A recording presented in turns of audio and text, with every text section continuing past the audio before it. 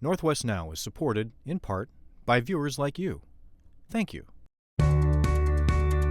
All the major economic indicators for Tacoma and Pierce County appear to be flat or maybe headed down. But considering all the chaos with trade and policy, maybe flat isn't so bad.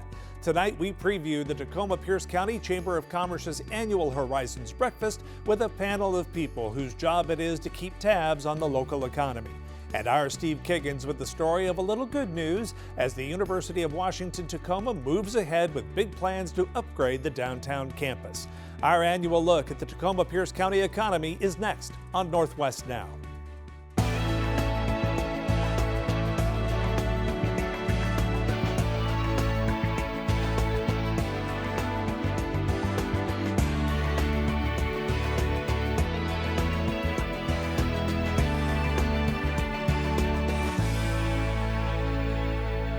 Business Insider's most recent survey of the state shows that Washington State ranks 46th for affordability. Developers will tell you that regulation has made housing development extremely difficult, keeping rents high and inventory low, and just about everybody will be touched in one way or another by tariffs and state and local government's recent round of tax increases, with more being discussed right now. As of this fall, the unemployment rate in Pierce County was 4.6%, a bit higher than the statewide average and the U.S., with population and wage growth both stalling a bit. Despite a fall off in overseas trade, the industrial vacancy rate was a relatively low 3.9%. On the consumer-facing side, several large multifamily housing developments in Tacoma have fallen through. One of the great strengths of the Tacoma-Pierce County economy over the years has been the University of Washington-Tacoma. As Steve Kiggins tells us, a major new expansion is about to get underway that will transform UWT from a commuter to a more residential campus. UW-Tacoma first opened its doors back in 1990. Ever since, they've handed out 35,000 degrees and certificates. By late 2029, the University of Washington-Tacoma hopes to complete a construction project that expands their campus. It'll add on-campus dining and on-campus housing for 500 students. It's a project that the city of Tacoma hopes will attract even more development.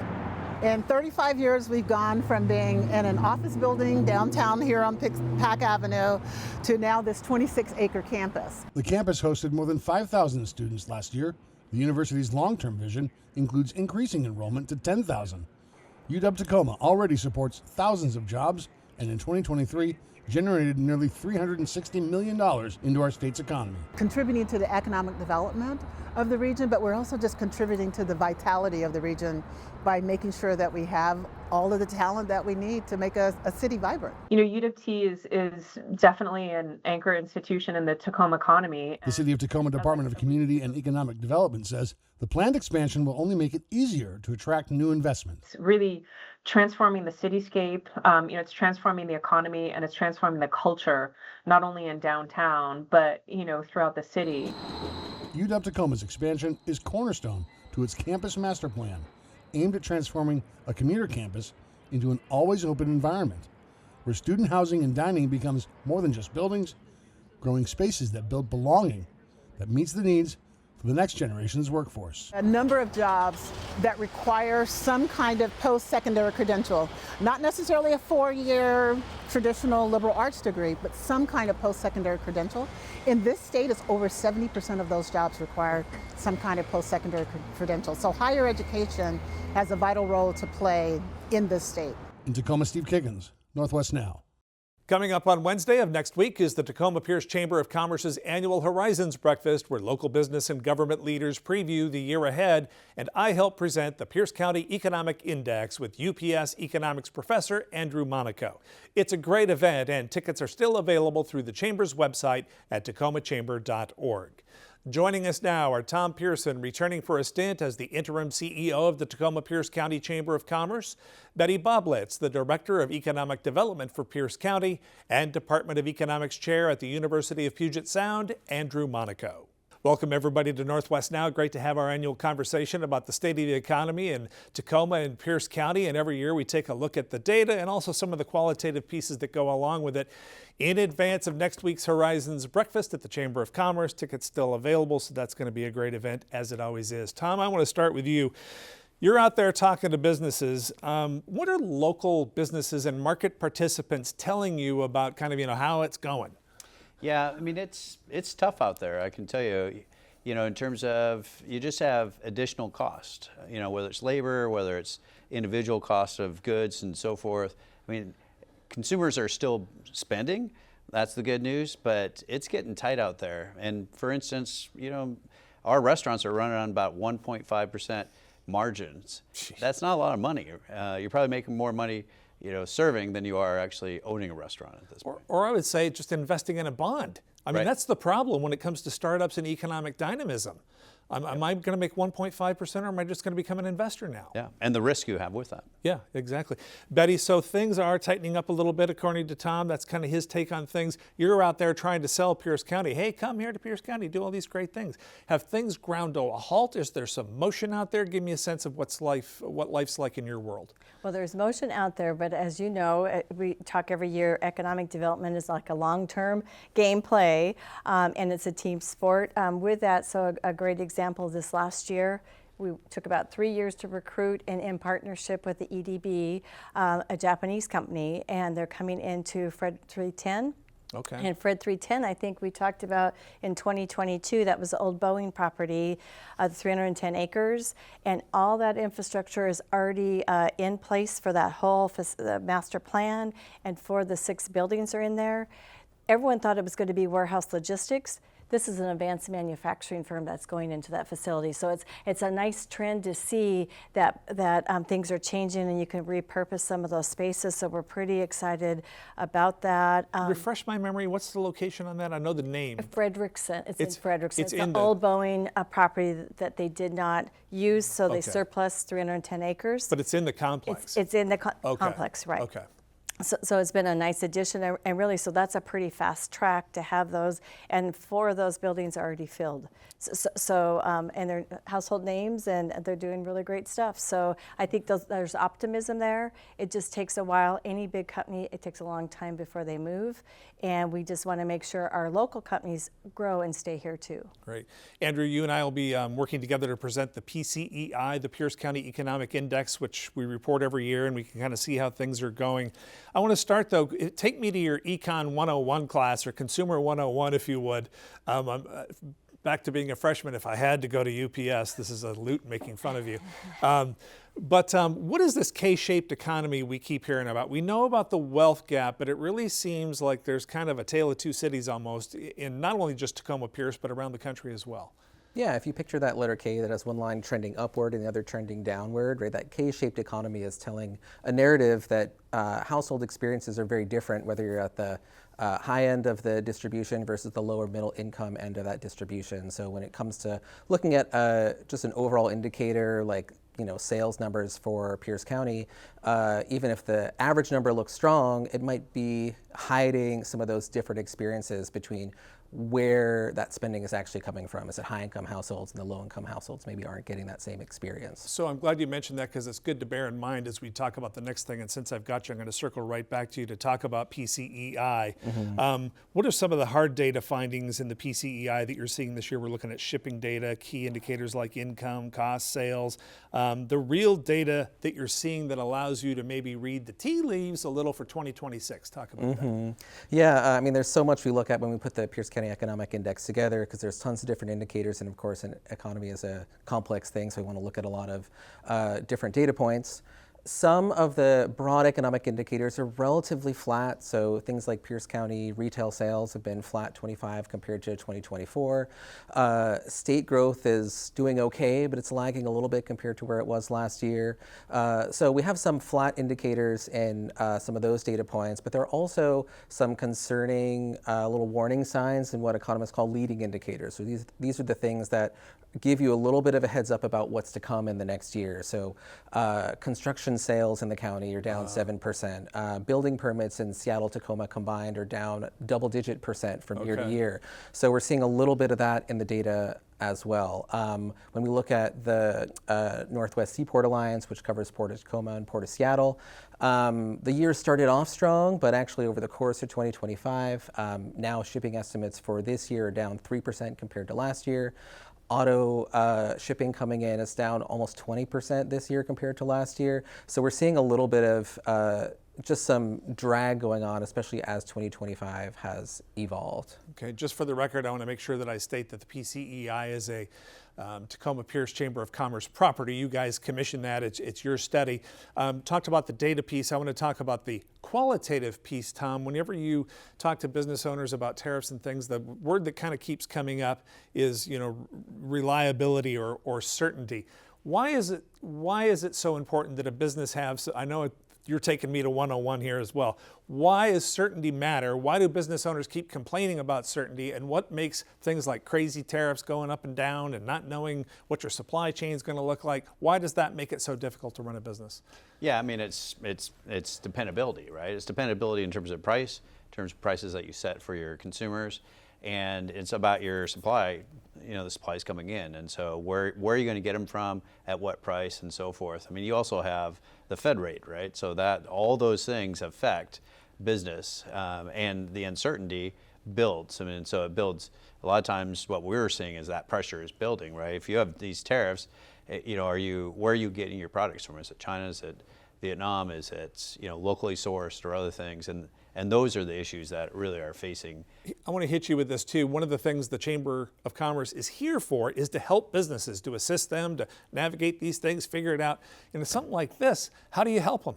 Yeah, I mean, it's tough. I mean, it's, obviously we're advocating in terms of a lot of this work, but it's, I mean, for me, it's also you're looking at your manufacturing side and other pieces that how can we offset some of this stuff? And I think that we have some opportunities, and we could switch to what opportunities we have. And I think manufacturing is an opportunity, but we need to incentivize. And that's where I think we come down to, and we can pivot into like housing and some other things. But we have a great example of how we incentivize a sector was our data centers. And we have a great data center here in Washington State in the South Sound.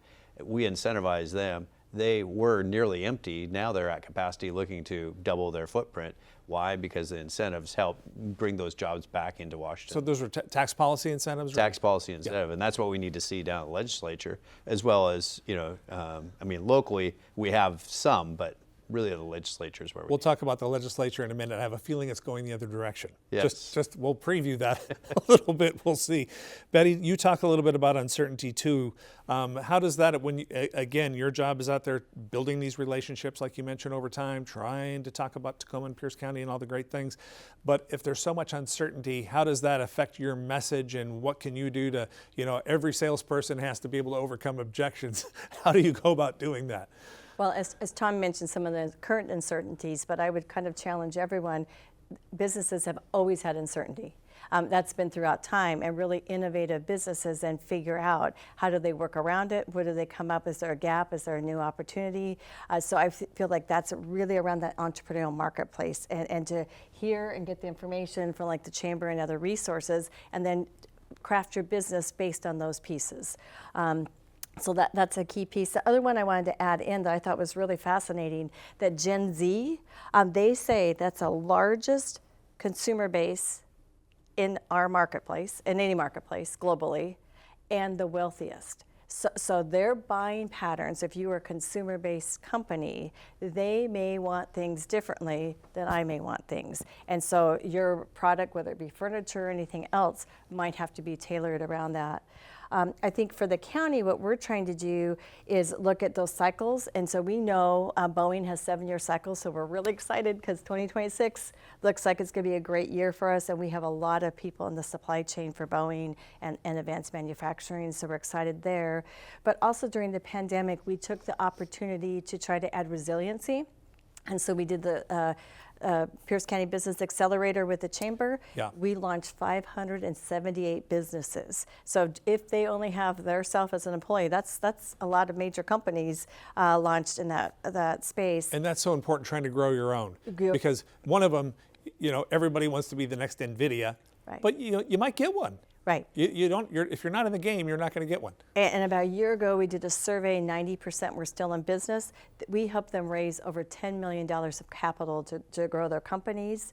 And then we also developed a network with our navigators that go out to business communities that may have been underrepresented, and we work with Black Collective, Korean Women's Association, Asia Pacific Cultural Center, Mi Centro, and they did 3,500 one-on-one visits with businesses, and the whole goal is let them know where the networks are, how to get information so they can be more successful. So we're hoping building that base then helps them survive any kind of uncertainty that happens in the marketplace. I want to shift over to affordability, and Andrew, you gave us the preview a little bit about what's going on with permitting on the way down, construction spending possibly flatter on the way down. That directly impinges on affordability. Take me again maybe to 201 class for some supply and demand on housing and on affordability when supply is being constrained. Yeah, I mean, it's interesting to look at the data about regional cost of living, and in the last couple of years, the Seattle-Tacoma region has actually surpassed the New York City metropolitan area and the San Francisco metropolitan area. Isn't that something? The second most expensive place to live in the country. So there are reasons for that, right? When you have a lot of people who are interested in moving to an area, we live in a beautiful part of the country that has a lot of opportunity. So you get a lot of those folks moving to the area, and that increases demand for stuff, which just sort of nudges those prices up a little bit. And we do see it really sharply in housing. Pierce County Housing Affordability Index dropped a bit right after the pandemic, and it's been sort of stuck there for a little while. So that does make things challenging when you just have a lot of people chasing fewer goods and services that are out there. Affordability is really looking to me like it's going to shape up to be one of the real buzzwords in the upcoming election cycle here, not only in the midterms in 26, but also for the presidential next time around. You know, and Betty brought up this generational piece, people in younger generations struggling with affordability. Tom, talk a little bit about that in the sense of, do you get the sense that businesses are kind of at the end of their proverbial rope when it comes to affordability in terms of trying to be able to attract people, keep people from, we talk about this every year, from jumping on 167 and driving up to Bellevue to get a job that'll help them afford the things even in Pierce County here now that are expensive. Give me your sense of that. Yeah, I mean, it's kind of a complex I know there's question, a lot there. But, and I could go a bunch of different ways. I mean, in an economy like this, yes, businesses are, I mean, they're at a place where they, do no harm is really what we're asking everybody is do no harm. But it's also, you look at the middle class or, look at our, workers, and they're struggling as well. I mean, and so I think there is an issue, but it's also a time, as Betty talked about, really working on this foundation in terms of businesses. It's a time when we're kind of coming down a little bit is a time when people start new businesses. And so I think having this infrastructure in place that Betty's talked about is key, because we have more people starting businesses, I think we have the infrastructure to support it better than any other community in this state. And so that foundation is laid really well through the pandemic and through this last couple of years. And so I'm excited about that as well. I mean, is it where we want to be? No. But I also think to the affordability, people want to live here. They want to live in Pierce County. They want to live in Tacoma in this region for a reason, and that's why we see that. Do you get to talk to many people who are in startup phase, or does it take them a while to get successful? Then they join the chamber, then you talk to them. Or do you get to talk to startup people, and I'm just wondering if you've had any conversations you thought were illuminating? Yeah, I mean, I talk to all sorts of folks, and so it's all the way in there. I mean, obviously the startup folks, they're thinking about a lot of things, but it's a tough time to start as well. But I think it's the optimism of those folks. I mean, they see the world. I mean, think about the creative economy that we have, and creative economies goes beyond a lot of places. It can go into manufacturing and go into other places, and we have that here. And I think they're the ones that inspire others. They're excited, but they have a niche in this market, is what they're trying to capitalize on. Yeah. Betty, talking to you, I want to give you a chance on affordability too.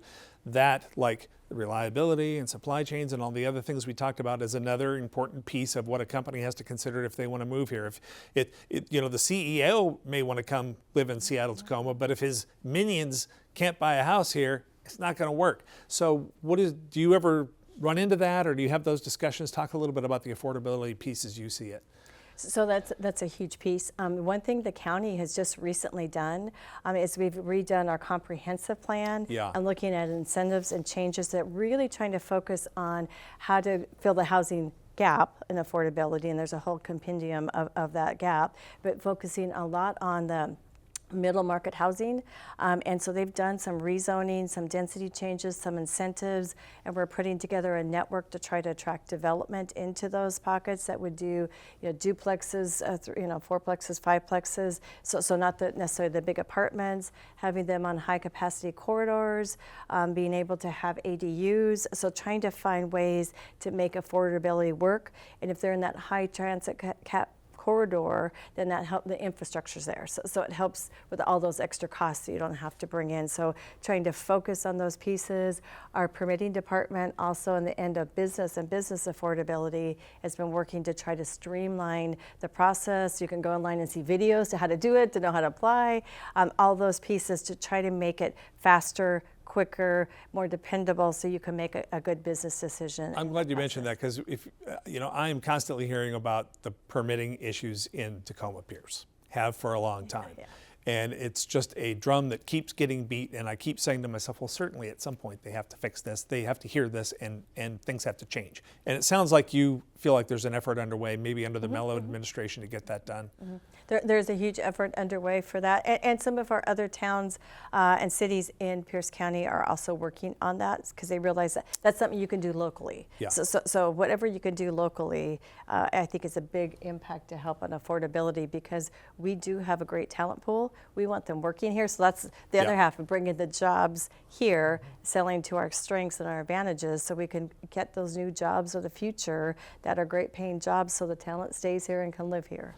Andrew, I noticed you nodding your head vigorously. I'm not sure which piece you were nodding about, so feel free to fire away. I mean, it's important for us to do what we can at the county level, but of course we're sort of fighting upstream with this federal level stuff. You're talking about the Fed and interest rates, and part of what starts to hold housing back is that interest rates are still relatively high. And in this sort of high uncertainty environment, I mean, it's a little bit unusual for the Fed to make decisions like they did last week, and there's dissents in both directions. Some folks on the board want interest rates to come down faster.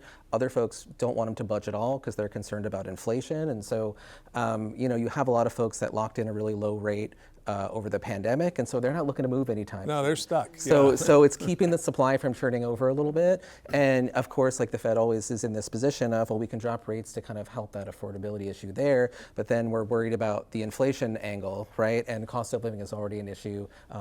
Inflation's above the Fed target at the national level, so it's a little bit of this delicate balancing act that they're trying to tackle. And so that's part of where that uncertainty piece comes from again, where we go, okay, like we don't know what interest rates are going to be, so how do you make a big borrowing decision if you don't know what you're going to be paying to pay that thing back? Am I going to go in deep on a loan to do this thing?